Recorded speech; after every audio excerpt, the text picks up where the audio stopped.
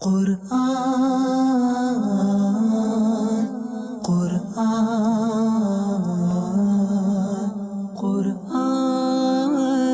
کی روشنی، قرآن کی روشنی۔ الحمدللہ رب العالمین والصلاة والسلام علی سید المرسلین، اما بعد فاعوذ باللہ من الشیطان الرجیم، بسم اللہ الرحمن الرحیم۔ الصلاة والسلام علیک یا رسول اللہ وعلی آلک واصحابک یا حبیب اللہ۔ الصلاة والسلام علیک یا نبی اللہ وعلی آلک واصحابک یا نور اللہ۔ محترم ناظرین کرام، ہم ایک مرتبہ پھر آپ کو اپنے پروگرام قرآن کی روشنی میں خوش آمدید کہتے ہیں۔ اس سے پہلے کہ ہم اپنے موضوع پر گفتگو کریں، آئیے ایک حدیث مبارک جو درود پاک کی فضیلت پر مشتمل ہے وہ سماعت کرتے ہیں۔ اللہ کے پیارے محبوب صلی اللہ تعالی علیہ وآلہ وسلم نے ارشاد فرمایا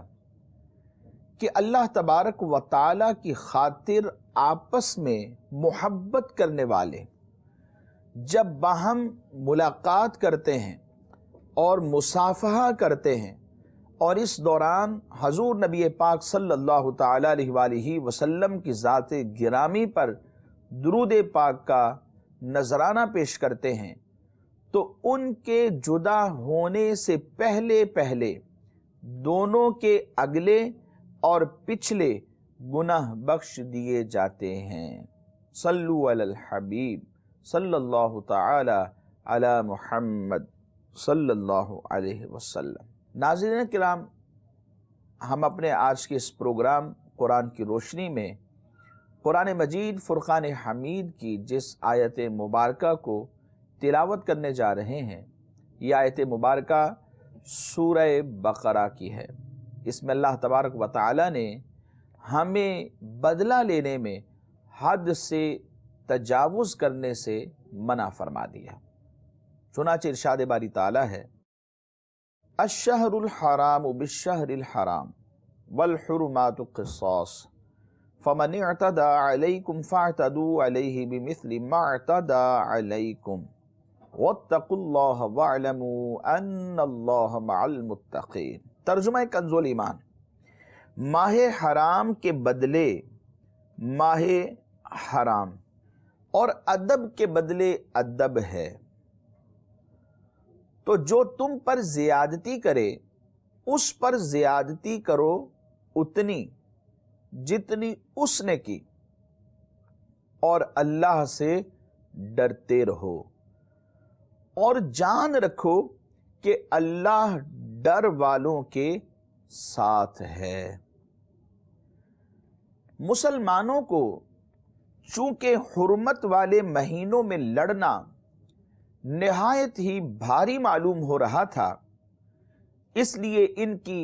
مزید تسلی کے لیے اللہ تبارک و تعالی نے فرمایا کہ یہ حرمت والے مہینے میں جنگ کی جو اجازت ہے وہ اللہ تبارک و تعالی کی طرف سے ہی ہے، کیونکہ اللہ تبارک و تعالی نے ان مہینوں میں جنگ کرنے سے لڑنے سے منع فرمایا تھا، اور کفار چونکہ جسارتیں کر رہے تھے اور ادھر مسلمان یہ ڈر رہے تھے کہ ہم ان حرمت والے مہینوں میں کیسے لڑائیاں کریں گے، کیسے جنگ کریں گے، جبکہ اللہ تبارک و تعالی نے ہمیں اس سے منع فرمایا ہے۔ تو اللہ تبارک و تعالی نے ان کی تسلی کے لیے ارشاد فرما دیا کہ حرمت والے مہینے میں جنگ کی جو اجازت تمہیں ہے وہ اللہ تبارک و تعالی کی طرف سے ہی ہے، اور یہ اجازت کفار کی طرف سے ان حرمت والے مہینوں کی حرمت کو پامال کرنے کی وجہ سے دی گئی ہے۔ انہوں نے تمہیں عمرہ کرنے اور مکہ مکرمہ میں داخل ہونے سے منع کر دیا تھا، لہٰذا اب اگر تم ان سے لڑتے ہو، ان کا خون بہاتے ہو،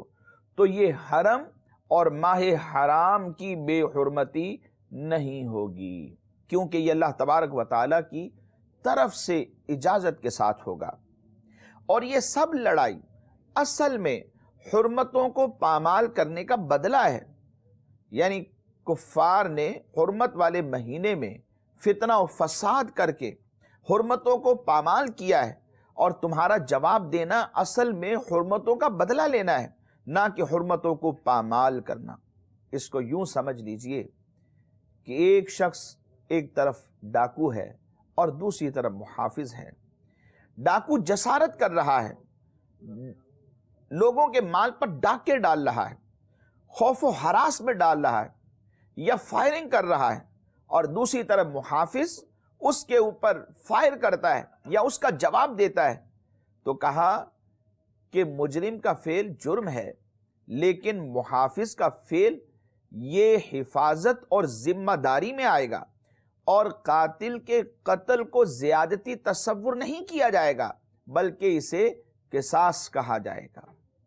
بیائی نہیں، اسی طرح بغیر کسی تمثیل کے اللہ تبارک و تعالیٰ نے جو اجازت دی ہے وہ حرمتوں کو پامال کرنے کی بنا پر حرمتوں کو پامال کرنے کا بدلہ لینے کے لیے ہے۔ اور ارشاد فرمایا فَمَنِ اعْتَدَىٰ عَلَيْكُمْ، تو جو تم پر زیادتی کرے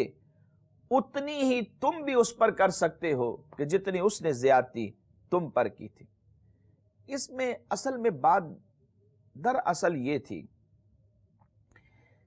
کہ کفار مسلمانوں پر ظلم و ستم ڈالتے رہے۔ اوائل اسلام میں دن رات، صبح و شام، ہر وقت مسلمانوں کو ستانے میں لگے رہے۔ کسی کو شہید کر دیا تو کسی کو تپتی ہوئی ریت پر لٹا دیا اور پھر اسے گھسیٹنا شروع کر دیا، الایمان والحفیظ۔ کسی کو انگاروں پر لٹایا تو کسی کو کوڑے مارے، کسی کو راہ چلتے ہوئے مذاق اڑاتے تھے، اس کا تمسخر کرتے تھے۔ مسلمانوں کو ان کے گھروں سے ہجرت کرنے پر مجبور کر دیا، ان کے کاروبار ختم ہو گئے۔ ناظرین، یہ کتنا مشکل مرحلہ ہے کہ انسان اپنے آباء و اجداد کے شہر سے، قریے سے، دیہات سے ہجرت کر جائے۔ اس کی یادیں وابستہ ہیں اس گھر سے جس میں اس کے آباء و اجداد رہا کرتے تھے، جس میں اس نے پرورش پائی تھی، جس میں یہ بڑا ہوا تھا، جوان ہوا تھا اور بچوں والا ہو گیا۔ اس گھر کے ساتھ اس کی یادیں وابستہ ہیں۔ اس گھر سے ہجرت کرنا کتنا مشکل ہوگا، لیکن مسلمانوں کو اسلام لانے کی بنا پر کفار نے مجبور کر دیا کہ وہ ہجرت کر جائیں، کاروبار ختم کر دیے، انہیں ان کے رشتہ داروں سے جدا کر کے رکھ دیا۔ ان تمام واقعات کی جو تلخیاں تھیں بہت زیادہ تھیں اور ان کے دلوں میں موجود تھیں۔ اب جب کہ مسلمانوں کو آج بدلہ لینے کا موقع مل رہا تھا تو اس بات کا امکان قوی تھا کہ مسلمان بھی بدلہ لینے میں جذبہ انتقام کو بھرپور طریقے کے ساتھ پورا کرتے ہوئے اور بدلہ لینے میں حد سے بڑھ جاتے، لیکن اللہ تبارک و تعالیٰ نے اس سے پہلے ہی مسلمانوں کو یہ سمجھا دیا، رہنمائی کر دی کہ تم پر جنہوں نے زیادتیاں کی ہیں، تمہیں پریشان کیا ہے، اذیتوں میں، تکالیف میں مبتلا کیا ہے اور تمہیں صعوبتیں اٹھانی پڑی ہیں، ان سے بدلہ لینے کا اختیار تو تمہیں دیا جا رہا ہے، لیکن تم اتنا ہی بدلہ لینا جتنا انہوں نے تم پر زیادتی کی، اس سے زائد کی ہرگز تمہیں اجازت نہیں ہے۔ لہذا بدلہ لینے میں ایک بات کا خیال رکھنا، تقوی اختیار کرنا، خوف خدا کو پیش نظر رکھنا، اور یہ بات جان لو کہ اللہ تبارک و تعالیٰ کا قرب، اس کی معیت اسی بندے کو نصیب ہوگی جو ہر حال میں تقوی اور پرہیزگاری کو اختیار کرے گا۔ اللہ تبارک و تعالیٰ قرآن مجید فرقان حمید میں ایک دوسرے مقام پر بدلہ لینے اور بدلہ لینے میں حد سے نہ بڑھنے کے بارے میں ارشاد فرماتا ہے، یا ایھا الذین آمنوا کتب علیکم القصاص فی القتلى الحر بالحر والعبد بالعبد والانثى بالانثى فمن عفی لہ من اخیہ شیء فاتباع بالمعروف واداء الیہ باحسان ذلک تخفیف من ربکم ورحمہ فمن اعتدی بعد ذلک فلہ عذاب علیم۔ ترجمہ کنز الایمان، اے ایمان والو، تم پر فرض ہے کہ جو ناحق مارے جائیں ان کے خون کا بدلہ لو، آزاد کے بدلے آزاد، غلام کے بدلے غلام، عورت کے بدلے عورت۔ تو جس کے لیے اس کے بھائی کی طرف سے کچھ معافی ہوئی تو بھلائی سے تقاضا ہو، اور اچھی طرح ادا یہ تمہارے رب کی طرف سے تمہارا بوجھ ہلکا کرنا ہے، اور تم پر رحمت، تو اس کے بعد جو زیادتی کرے یعنی حد سے تجاوز کرے اس کے لیے دردناک عذاب ہے۔ یوں ہی سورہ مائدہ میں ایک اور مقام پر ارشاد فرمایا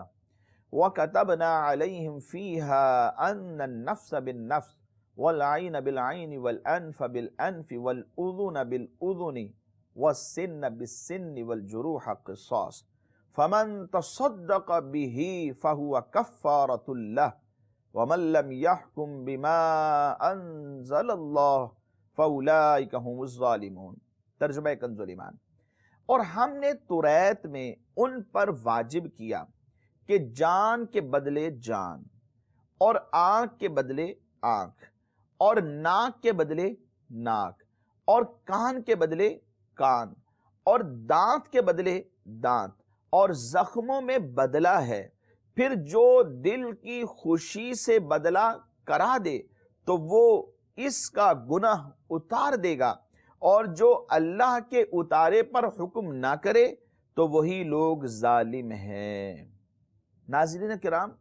حد سے بڑھ جانا، بدلہ لینے میں اور سامنے والے پر ظلم کرنا اللہ تبارک و تعالیٰ کو سخت ناپسند ہے۔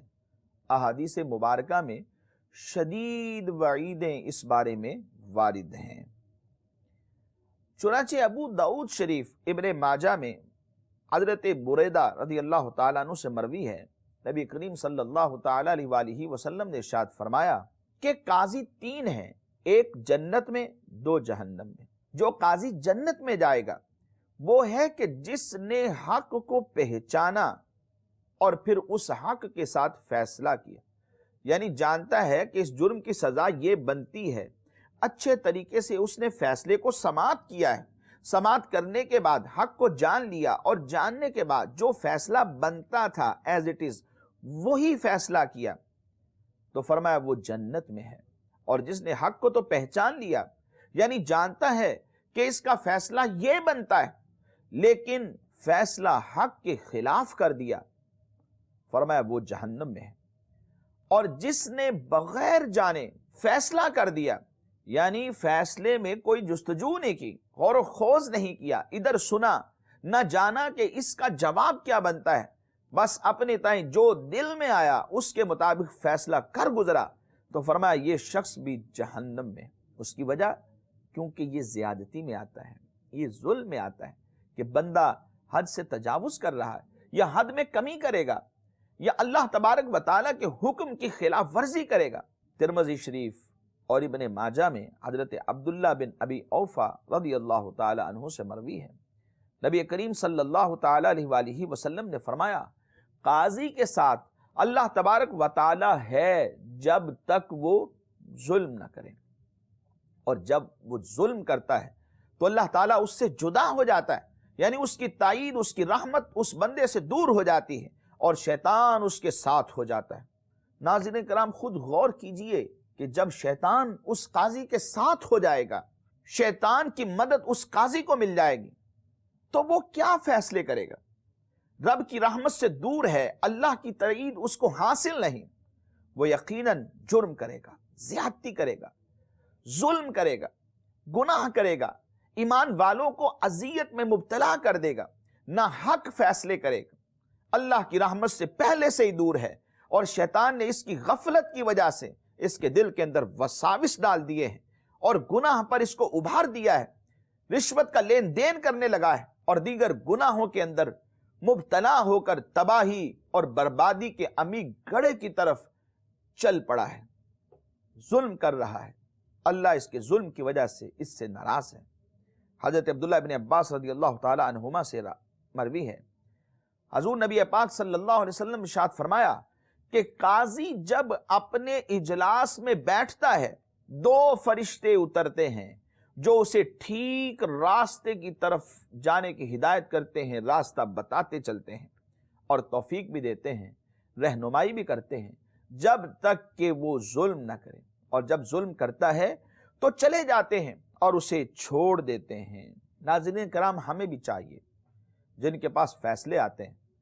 اگر ہمارے پاس علم ہے فیصلہ کرنے کا، انصاف کی طاقت ہے، تو ہم فیصلہ کریں اور فیصلے سے پہلے اچھے طریقے سے غور و خوض کر لیں، سنیں، اس کو سماعت کریں، اور جو حق اور سچ کے مطابق بنتا ہے پرواہ کیے بغیر اللہ کو راضی کرنے کے لیے اس پر عمل کر گزریں۔ اسی میں عافیت ہے دنیا میں بھی، اسی میں عافیت ہے آخرت میں بھی۔ حضرت سیدنا محمد بن عیسیٰ ترمذی علیہ رحمۃ اللہ القوی اپنے مشہور مجموعہ احادیث جامع ترمذی میں حضرات سیدینا ابو سعید خدری رضی اللہ تعالیٰ عنہ اور حضرت ابو ہریرہ رضی اللہ تعالیٰ عنہ ان دونوں سے نقل کرتے ہیں کہ اگر تمام آسمان و زمین والے ایک مسلمان کا خون کرنے میں شریک ہو جائیں تو اللہ تبارک و تعالیٰ ان سبوں کو منہ کے بل اوندھا کر کے جہنم میں ڈال دے، کوئی پرواہ نہ کرے گا۔ اللہ بے نیاز ہے، وہ غنی ہے، اس نے ہمیں مسلمان کو اذیت دینے سے منع کیا ہے، بدلے میں حد سے تجاوز کرنے سے منع کیا ہے، ہمیں یہ تائید کی ہے اور ہمیں یہ تاکید کی ہے کہ ہم اس کے حکم کے مطابق عمل کریں۔ جس نے جو زیادتی کی ہے اتنی ہی ہم اس کے ساتھ کر سکتے ہیں، اس سے زیادہ نہیں، اور جب کوئی اس سے زیادہ کرتا ہے اللہ تبارک و تعالیٰ کے غضب کو آواز دیتا ہے۔ بدلے میں حد سے جب بندہ تجاوز کر جاتا ہے مسلمان کو اذیت میں مبتلا کر رہا ہوتا ہے، اور مسلمانوں کو اذیت دینا یہ ظلم ہے، یہ گناہ ہے، نبی کریم صلی اللہ علیہ وسلم کا ناپسندیدہ عمل ہے، اللہ اس سے ناراض ہو جاتا ہے۔ نبی پاک صلی اللہ علیہ وسلم نے ارشاد فرمایا، من آذا مسلما فقد آذانی ومن آذانی فقد آذى اللہ، جس نے بغیر کسی وجہ شرعی کے کسی مسلمان کو اذیت دی تو اس نے مجھے یعنی مصطفیٰ کریم علیہ السلام کو اذیت دی، اور جس نے مجھے اللہ کے رسول کو اذیت دی تو اس نے اللہ تبارک و تعالیٰ کو ایذا دی۔ ناظرین کرام، یاد رکھیے جو اللہ عز و جل اور اس کے رسول صلی اللہ تعالیٰ علیہ وآلہ وسلم کو ایذا دینے والے ہیں، اللہ تبارک و تعالیٰ نے سورۃ الاحزاب میں ان کے بارے میں کیا ارشاد فرمایا؟ اللہ تعالیٰ ارشاد فرماتا ہے، ترجمہ کنز الایمان، بے شک جو ایذا دیتے ہیں اللہ عز و جل اور اس کے رسول صلی اللہ علیہ وسلم کو، ان پر اللہ عز و جل کی لعنت ہے دنیا و آخرت میں، اور اللہ تبارک و تعالیٰ نے ان کے لیے ذلت کا عذاب تیار کر رکھا ہے، دنیا میں بھی ملعون، اللہ کی لعنت میں گرفتار،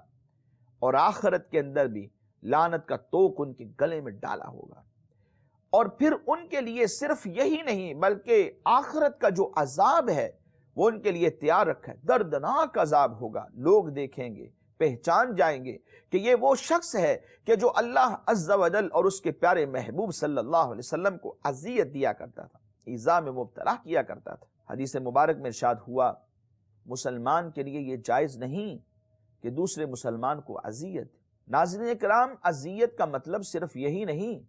کہ ہم ہاتھ سے دوسرے مسلمان کو مارنے لگ جائیں، گالی دینا بھی اذیت ہے، مسلمان پر تہمت لگانا بھی اذیت ہے، مسلمان کو ڈسہارڈ کرنا، اسے خوف زدہ کرنا بغیر کسی وجہ شرعی کے، اس کا دل توڑ دینا، یہ بھی اذیت ہے۔ یہاں تک کہ انسان اگر اپنے آنکھ کے اشارے سے کسی کو ڈرا کر خوف زدہ کرتا ہے تو یہ بھی اذیت ہے، یہ بھی زیادتی ہے، اور یہ بھی اللہ عز و جل اور اس کے پیارے محبوب صلی اللہ علیہ وسلم کا ناپسندیدہ عمل ہے۔ حضور صلی اللہ علیہ وسلم ارشاد فرماتے ہیں، مسلمان کے لیے یہ روا نہیں، یہ جائز نہیں کہ دوسرے مسلمان کی طرف آنکھ کے اشارے سے اسے تکلیف پہنچائے۔ اللہ اکبر! دین اسلام کی کیا حسین تعلیم ہے۔ جب آنکھ سے اشارہ بھی نہیں کرے گا، مسلمان کو خوف زدہ بھی نہیں کرے گا، کیونکہ یہ اس کے لیے ناجائز ہے بغیر کسی وجہ شرعی کے کسی مسلمان کو خوف زدہ کرنا۔ سنن ابو داؤد کے اندر اس سے بھی منع کر دیا گیا۔ تو پھر کیا کرے گا؟ پھر مسلمان کے ساتھ اس نے سلوک کرے گا، محبت سے پیش آئے گا، رشتہ داروں کے ساتھ صلہ رحمی کرے گا، بڑوں کا ادب کرے گا، چھوٹوں پر شفقت کرے گا، محبت کے مظاہرے کرے گا، اور ان مظاہروں کے ذریعے سے وہ اپنے رب عز و جل اور اس کے پیارے محبوب صلی اللہ علیہ وسلم کو راضی کر لے گا۔ حضرت سیدنا ابو بکر وراق رحمت اللہ تعالی علیہ فرماتے ہیں، بندوں پر ظلم کرنا اکثر سلب ایمان کا سبب بن جاتا ہے۔ اللہ اکبر! الایمان والحفیظ، ایمان جو سب سے قیمتی چیز انسان کے پاس موجود ہے، ظلم کرنے سے، مسلمانوں کو ایذا دینے سے، مسلمانوں کو تکالیف میں مبتلا کرنے سے بندے کی یہ نعمت زائل ہو جائے تو ناظرین اس کے پاس رہا کیا؟ کچھ بھی نہ رہا، وہ خود خالی ہو گیا۔ اگرچہ دنیا کا مال و ثروت موجود ہے، لیکن اللہ کی رضا تو نہیں، دائرہ ایمان تو نہیں، کیونکہ ایمان تو سلب ہو گیا، یا مرتے وقت اس کا ایمان اس سے چھین لیا گیا۔ کیا کرے گا؟ اللہ تبارک و تعالیٰ کی بارگاہ میں جب حاضری دے گا تو کیا منہ لے کر جائے گا کہ میں دنیا میں کیا کرتا رہا؟ مالک نے مجھے کھانے کو دیا، پہننے کو دیا، پینے کو دیا، چلنے کے لیے طاقت دی، سوچنے کے لیے صلاحیت دی، دیکھنے کے لیے آنکھیں دی، پکڑنے کے لیے ہاتھ دیے، اور میں اپنے وجود سے فوائد حاصل کر سکتا تھا۔ رہنے کے لیے گھر دیا، عالی شان گھر، محل کی طرح گھر، ایک بہت بڑی کوٹھی، ایک بنگلہ، اور سواریاں عطا کر دیں، میں ان کے اوپر سوار ہو کر اپنے کام کر رہا ہوں، دوست احباب رشتہ دار یہ سب مل گئے، لیکن میں نے اپنے رب کے لیے کیا کیا؟ مرنے سے پہلے ایمان سلب ہو گیا بندوں پر ظلم کرنے کی وجہ سے۔ حضرت سیدنا ابو القاسم حکیم رحمت اللہ تعالی علیہ سے کسی نے پوچھا، کوئی ایسا گناہ بھی ہے جو بندے کو ایمان سے محروم کر دیتا ہو؟ فرمایا، بربادی ایمان کے 3 اسباب ہیں۔ جی ہاں ناظرین کرام، ہمیں بھی یاد رکھنے چاہیے تاکہ ہم اپنے ایمان کو سلامت اللہ تبارک و تعالیٰ کی بارگاہ میں حاضر کرنے میں کامیاب ہو جائیں۔ فرمایا، پہلا سبب ایمان کی نعمت پر شکر ادا نہ کرنا۔ اللہ اکبر! ذرا سوچئے، ہم میں سے کون ایسے ہیں کہ جو ایمان ملنے پر اللہ تبارک و تعالیٰ کا شکر ادا کرتے ہیں؟ بہت کم تعداد، فگر بہت کم ہوگا۔ ہمیں چاہیے کہ ہم ایمان ملنے کی اس عظیم دولت کا اللہ جل مجدہ کی بارگاہ میں ہر وقت شکر ادا کرتے ہیں، ہر دعا میں شکر ادا کریں۔ اور دوسری بات، ایمان ضائع ہونے کا خوف نہ رکھنا۔ ایمان کے ضائع ہونے کا خوف، انسان اللہ کی خفیہ تدبیر سے واقف نہیں ہے، اس کو نہیں پتا کہ میرے ساتھ کیا کیا جائے گا، میں کس ڈگر پر چل رہا ہوں، اور اس بدی کی وجہ سے، اس برائی کی وجہ سے، اور گمراہی کے راستوں پر گامزن ہونے کی وجہ سے کہیں ایسا نہ ہو کہ میرا ایمان سلب کر لیا جائے۔ تو ایمان کے ضائع ہونے کا خوف نہ رکھنا، یہ سلب ایمان کا سبب بن جاتا ہے، بربادی ایمان کا سبب بن جاتا ہے۔ اور تیسری بات فرمایا کہ مسلمانوں پر ظلم کرنا، یہ بھی بربادی ایمان کے اسباب میں سے ایک سبب ہے۔ کیا حسین تعلیم ہے اور کیا پاکیزہ تربیت ہے اسلام کی، جس وقت بندے کے جذبات مچل رہے ہوتے ہیں، جذبہ انتقام بندے کے خون میں جوش مار رہا ہوتا ہے، دشمن قبضے میں آنے ہی والا ہے، غلبہ حاصل ہوا ہی چاہتا ہے، اس وقت بھی بندے کو تقوی، عدل اور انصاف کا درس دیا جا رہا ہے،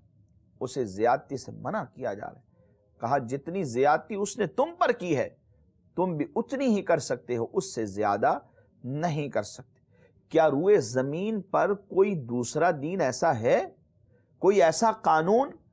جو دین اسلام کے قوانین سے ہٹ کر ہو،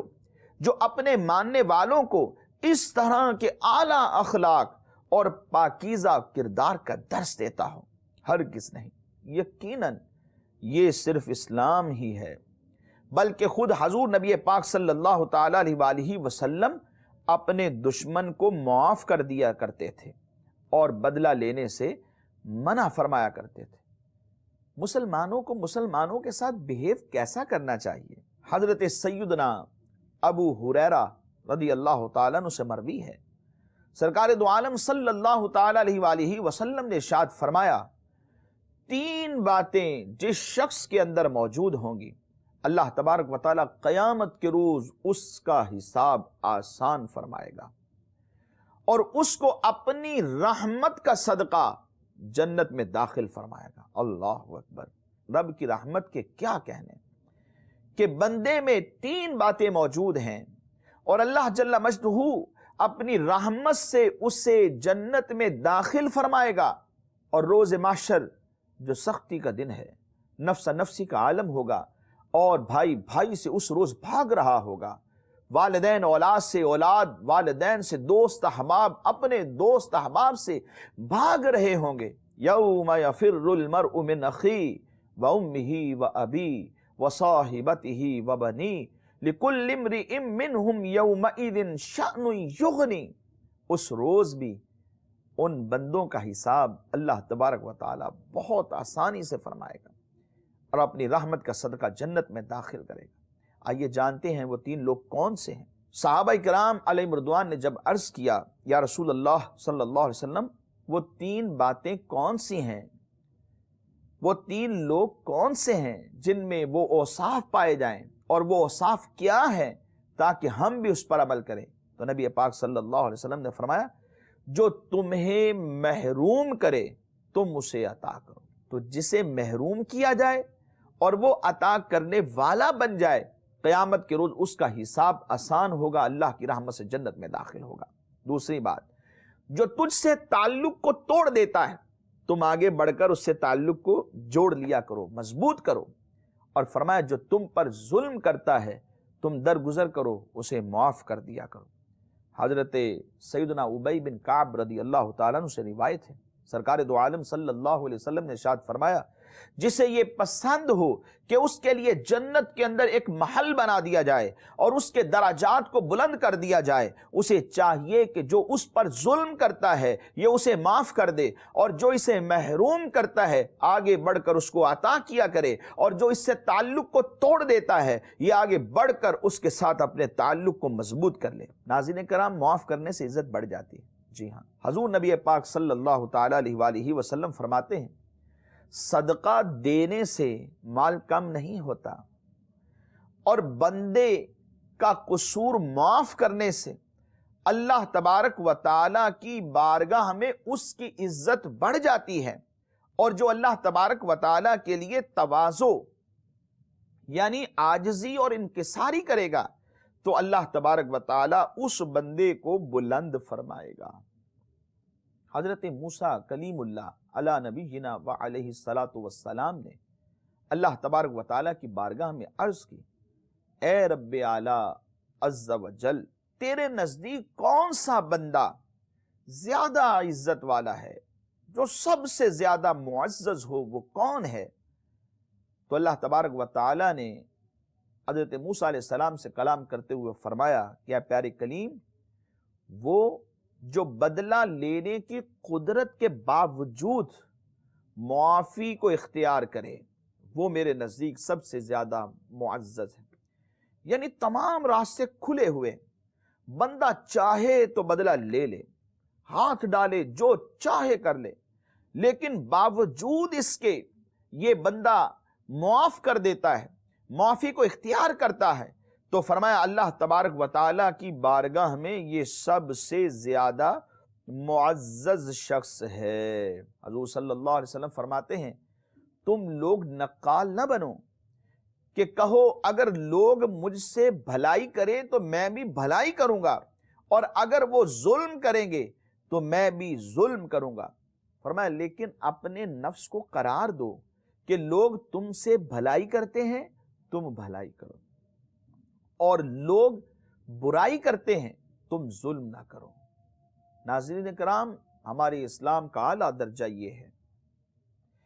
کہ جو مسلمان ہمارے بھائی ہیں، ان تمام مسلمانوں کو اپنے ہاتھ سے اور اپنی زبان سے تکلیف دینے سے محفوظ رکھا جائے۔ یہ ہمارے اسلام کا اعلیٰ درجہ ہے، اور ہمارا المیہ یہ ہے کہ جو زمانے کا سب سے بڑا عیب ہوتا ہے وہ ہمارا سب سے بڑا فخر ہوتا ہے۔ جو اچھا بنے ہم بھی اس کے ساتھ اچھے، اور جو برائی کرے ہم بھی اس کے ساتھ ظلم کریں گے، برائی سے پیش آئیں گے۔ یہ اسلام نہیں۔ اسلام کی حسین تعلیم یہ ہے کہ ایسوں کو معاف کر دو، درگزر اختیار کرو، کیونکہ جو رحم کرتا ہے اس پر رحم کیا جاتا ہے۔ اس لیے ناظرین کرام،